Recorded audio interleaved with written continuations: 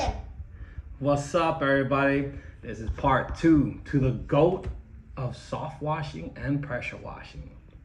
All right, ladies and gentlemen, yesterday or on the previous video, we talked about the 1553 and the 1917 injector. We're gonna get more in depth today.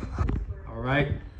So we talked about this ball valve. This ball valve, John Hall has the internal size of the ball valve. The reason why you should utilize this ball valve is because of the custom cut of the interior. The interior is only 10 degrees V cut, which allows you to meter the fluids that are coming through here very precisely. When you have a 45 degree, a bigger angle, it's hard, your adjustments are bigger. When you have a 10 degree, such as this, like small, and it moves, the adjustments are smaller, okay? So you assemble your ball valve. What I like to use for this ball valve is this Loctite PL. I also use this for my boat. It's a sealant.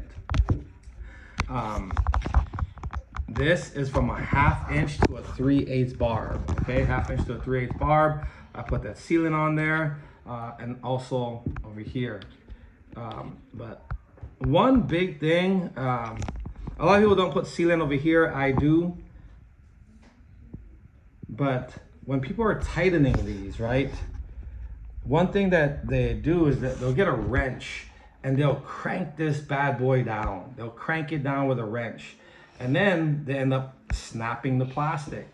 So as you see me here, I'm just using my hand. Just tightening with my hand. This one you can use a wrench and tighten it. But this bigger one, but not too hard, just use a wrench to turn it because it's hard to grab on. But this bigger one, just use your hand, turn it, use some strong pressure, but don't get a wrench and just like crank it down. Just use your strength from your hand. If you're too old, because a lot of you guys are old, just ask your nephew, ask your son or something, like, hey, can you tighten this down? You can use some of that man grip because my strength is going, right? Just tighten it down, boom, that's it. That sealant's gonna hold it, it's gonna be in tight, make sure that it's seated straight, and just let it cure, okay? So that's the ball valve.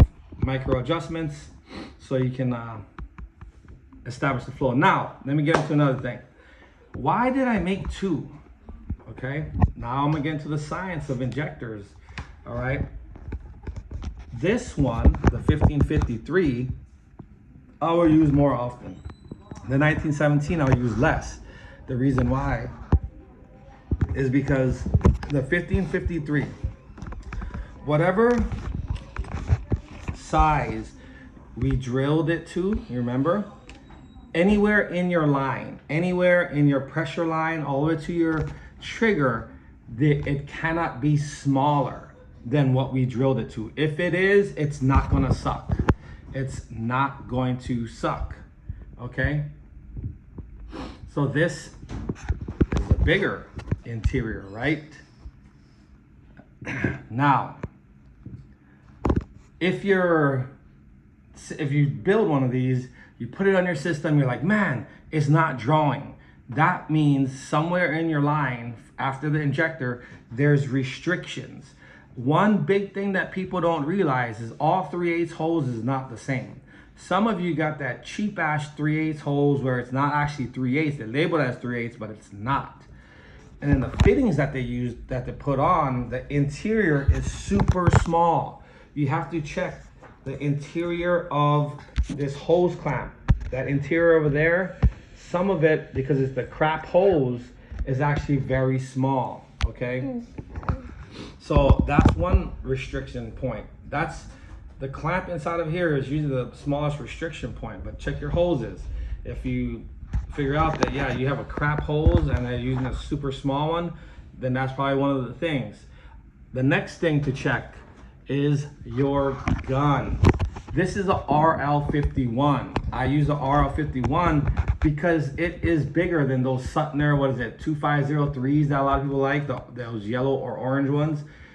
the interior trigger portion of here is bigger. This one goes up to 13.2 gallons per minute, and it reduces that choke point over here, right? Or it opens it up. That's another thing a lot of people have issues with. They're like, man, I can't figure it out. It turns out being their gun. Then you move on to the nozzle. This is a 7 to 12 GPM nozzle, right?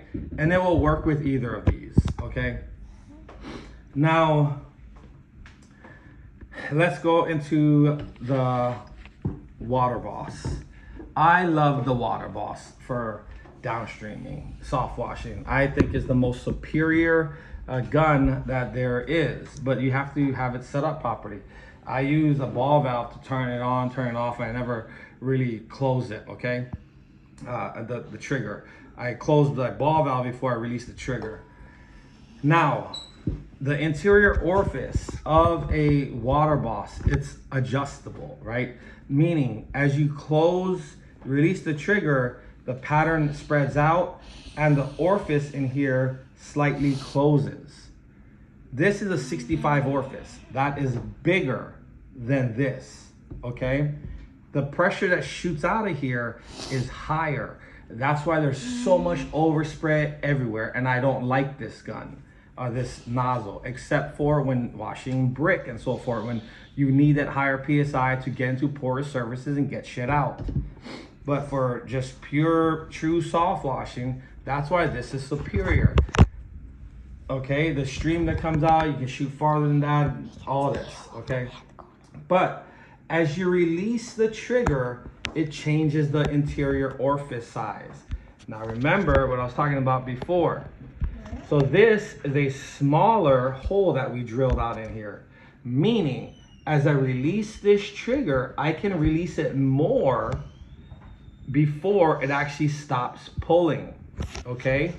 As I release it, it's gonna slowly reduce the amount it pulls farther and farther. You have to use your system and figure out, okay, where can I release it to where it starts dropping my pull or it stops pulling altogether. This one, because it was a bigger hole that we drilled in here at the throat orifice, you're gonna have less adjustment. You're gonna have less adjustment, right? Because as you release the trigger, it's gonna reach the same size as this hole faster than the 1553. So that's why using a smaller interior orifice size, that's where it can benefit you. Because if you want more adjustment or you want to use a higher exit pressure, right, then you want to go with a smaller injector that pulls a little bit less. So there's pros and cons to both, okay? So that's what I wanted to, there's a little more things I can dive into, but that's the basics. If your injector is not working, you followed the directions. Remember, like I talked about yesterday, make sure you're using the proper injector nozzle in here, okay? You use a nozzle that gives you your the max, your desired flow at the highest PSI. So for like the 8 gallon per minute guys, that 2.1 injector nozzle in here, that's what's gonna give you that 8 gallon per minute flow, about 8.13 at 2400 PSI. If you use a 2.3, you significantly drop your PSI. Yeah, you get more flow, but that not having that high PSI in there is gonna affect your draw, your downstreaming ability, your distance, all that. That's why you have to use one that's matched. And the 2.1 is perfectly matched for the 8 gallon per minute machines. For those 10 gallon per minute guys, well, I don't have a 10 gallon per minute hooked up right now. That's the same specs as you guys. My 10 gallon per minute is actually 10.57 at 1450. If I was to bump it up to 1750, like a lot of you guys run it, that should be running at like 11.5 GPM. So I cannot give you an accurate number for those guys that are running the TSF 221. But I know people that have the TSF 221, if they're using the IGX 800, yeah, they can slam in a 2.1 all day. because they have that horsepower to create that extra PSI. But if they're running a lower horsepower engine, they might have to use a 2.2 or a 2.3 if they're running that 10 gallon per minute machine to spike up that PSI so they can have that differential to suck down fluid. I hope that all makes sense, and I hope you guys learned something. So get out there, wash on, brother. Peace out from the GOAT of soft washing and pressure washing. Aloha.